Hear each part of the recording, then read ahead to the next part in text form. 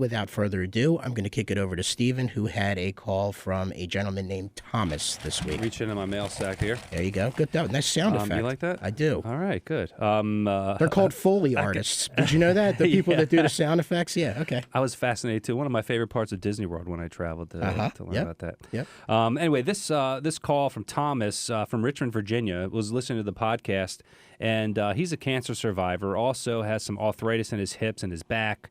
We bonded over the problem of dealing with rheumatologists and the medications and so forth. Great guy. He also works in construction, and he loves riding motorcycles. So not good things when you have this types of arthritis and pain. But this guy's a survivor. He's a tough guy. Anyway, he was listening, and he was using some CBD gummies. He's had some success, and he liked the fact that we were lab tested and third party, but was curious to see what kind of difference there would be between CBD gummy and the oil that we produce. Max, can you provide any sort of... I will. Before I get into that, how did he find us?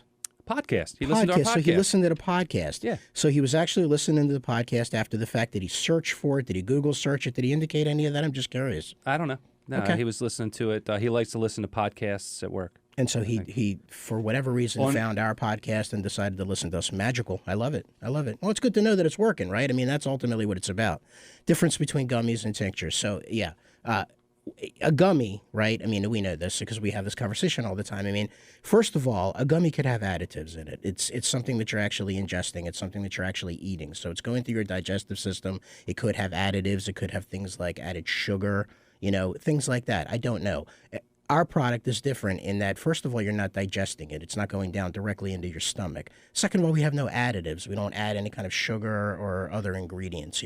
One could make the argument that one is better absorbed by your body than the other via the sublingual method. But I think it all comes down to people's, tolerance. It all comes down to people's ability to be able to take these types of products.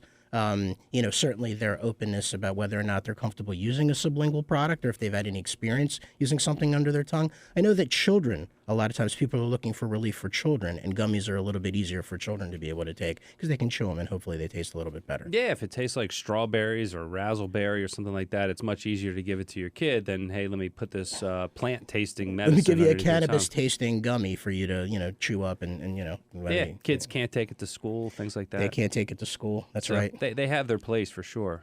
Yeah.